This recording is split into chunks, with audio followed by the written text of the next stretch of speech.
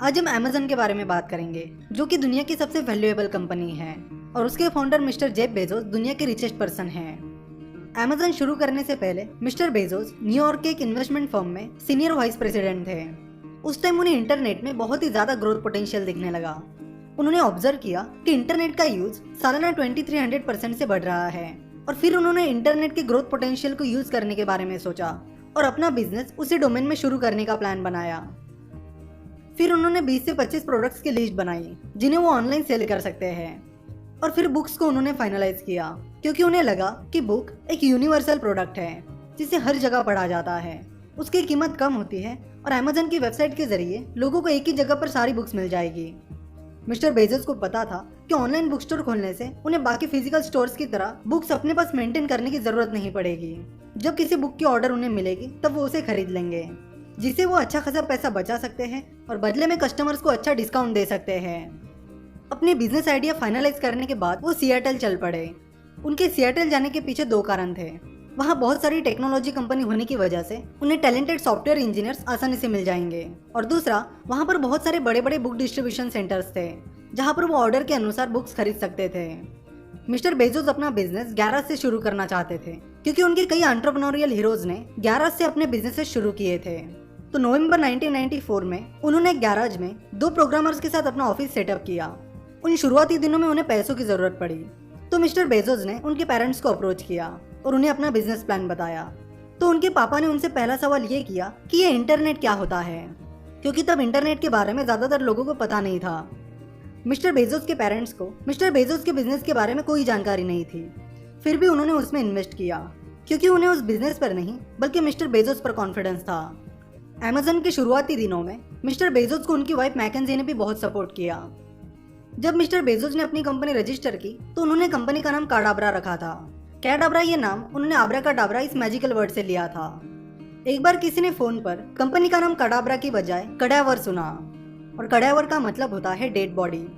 इस वाकये के बाद कंफ्यूजन टालने के लिए मिस्टर बेजोस ने कंपनी का नाम बदल दिया और अमेज़न रखा। उन्हें अमेज़न के बारे में ये फैक्ट बहुत अच्छा लगा कि अमेज़न ना कि दुनिया की सबसे बड़ी नदी है, बल्कि वो दुनिया की दूसरी सबसे बड़ी नदी से 10 गुना बड़ी है, यानी वो अपने सेकंड कंपटीटर से बहुत ज़्यादा बड़ी है। तो जो पैसे उन्हें अपने पेरेंट्स से मिले थे उससे उन्होंने कुछ और एम्प्लॉयज़ को हायर किया और 16 जुलाई 1995 को अमेज़न की वेबसाइट amazon.com लॉन्च की। अमेज़न की वेबसाइट पर तब बड़े अक्षरों में लिख कर आता था अर्थ बिगेस्ट बुक स्टोर। बुक्स की जो प्राइसेस उन्होंने रखी थी वो बुक स्टोर्स की प्राइसेस से कम थी। उस टाइम याहू व्हाट्स को लिस्ट पब्लिश करता था। अमेज़न की वेबसाइट लॉन्च होने के 3 दिन बाद ही amazon.com याहू की व्हाट्स को लिस्ट में आ गई और पहले हफ्ते में ही amazon.com पर $12,438 के ऑर्डर्स प्लेस हुई। अमेज़न ने बीप साउंड की फंक्शनैलिटी लगाई थी, यानी जब कोई अमेज़न पर ऑर्डर प्लेस करता था तो बीप आवाज सुनाई देती थी। जल्दी वो बीप साउंड डेली आ रही बहुत सारी ऑर्डर्स की वजह से फ्रिक्वेंटली आने लगी, जिससे वो आवाज सबको एनोइंग लगने लगी और फिर उन्हें उस बीपिंग साउंड की फंक्शनैलिटी को बंद करना पड़ा। जल्दी अमेज़न की ट्रैफिक तेजी से बढ़ने लगी। सेल के साथ ही अमेज़न के एक्सपेंसेस भी तेजी से बढ़ने लगे, जिससे मिस्टर बेजोस को और पैसों की जरूरत पड़ने लगी और 1995 के आखिर में उन्होंने $981,000 की फंडिंग उठाई। अमेज़न की ग्रोथ इतनी तेजी से हो रही थी कि हर 6 महीनों के बाद उन्हें अपना वेयरहाउस बदलना पड़ रहा था। अमेज़न के इस ग्रोथ को देखकर उन्हें वीसीज यानी वेंचर कैपिटल फर्म्स के कॉल आने लगे और जल्दी अमेज़न ने क्लेनर परकिंस कॉफील्ड एंड बायर्स इस वीसी फर्म से $8 मिलियन की फंडिंग उठाई। 1997 के फर्स्ट क्वार्टर में अमेज़न का रेवेन्यू $16 मिलियन था, जो कि उनके 1996 के पूरे साल के रेवेन्यू से ज्यादा था, और ये पूरा सेल बुक्स का था। तब अमेज़न सिर्फ बुक्स बेचा करता था। 15 मई 1997 को अमेज़न यूएस स्टॉक एक्सचेंज पर लिस्ट हुई। अपने आईपीओ के जरिए उन्होंने $54 मिलियन की फंडिंग उठाई। अमेज़न का आईपीओ $18 पर शेयर की प्राइस पर आया था। 1998 में अमेज़न ने अपनी वेबसाइट पर म्यूजिक और मूवीज ऑफर करना शुरू किया। म्यूजिक और मूवीज ऐड करने के बाद उन्होंने अपने रैंडमली सिलेक्टेड 1000 कस्टमर्स को ईमेल किया और उनसे पूछा कि अमेज़न की वेबसाइट पर वो और कौन से प्रोडक्ट्स खरीदना चाहेंगे। तो उन कस्टमर्स से उन्हें कुछ आइडियाज मिली और फिर उन्होंने धीरे धीरे इलेक्ट्रॉनिक्स, टॉयज, वीडियो गेम्स और गिफ्ट्स बेचना शुरू किया। साल 2000 तक अमेज़न की वेबसाइट पर सारे प्रोडक्ट्स अवेलेबल थे और बहुत सारे रिटेलर्स अपने प्रोडक्ट्स अमेज़न की वेबसाइट पर ऑफर कर रहे थे। और फिर .com बबल आ गया, जिसमें बहुत सारी बड़ी well funded internet companies fail हो रही थी, जिससे बहुत सारे एनालिस्ट अमेज़न के बिजनेस मॉडल पर डाउट करने लगे। कुछ एनालिस्ट ने तो अमेज़न भी फेल हो जाएगी ऐसा कह दिया था, क्योंकि तब तक अमेजन प्रॉफिटेबल नहीं हुई थी। जो मीडिया पहले अमेजन की तारीफ पर तारीफ किए जा रही थी, वही मीडिया अब अमेजन को क्रिटिसाइज कर रही थी। लेकिन मिस्टर बेजोस ने आउटसाइड नॉइज पर ध्यान नहीं दिया, वो अपना काम करते रहे। अमेजन की शेयर प्राइस 1998 में $130 तक चली गई थी और साल 2001 की शुरुआत में वो $15 तक गिर गई थी।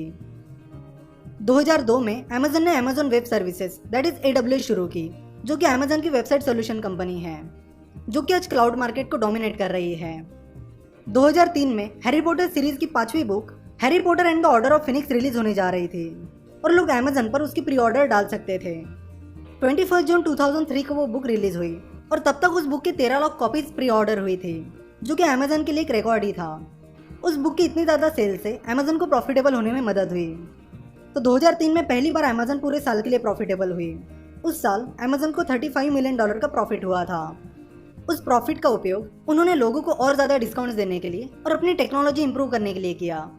नवंबर 2007 में अमेजन ने किंडल लॉन्च किया, जहां पर लोग ऑनलाइन बुक्स पढ़ सकते हैं। लॉन्च होने के 1 साल के अंदर ही 2.5 लाख किंडल्स बेचे गए। मिस्टर बेजोस स्टॉक प्राइस में हो रहे अप और डाउन पर ज़्यादा ध्यान नहीं देते हैं। वो कहते हैं कि अगर हम कस्टमर्स के बारे में सोचेंगे और उन्हें अच्छी सर्विस देंगे तो उसका कंपनी को फायदा होगा और फिर लॉन्ग टर्म में शेयर प्राइस अपना खुद ध्यान रखेगा।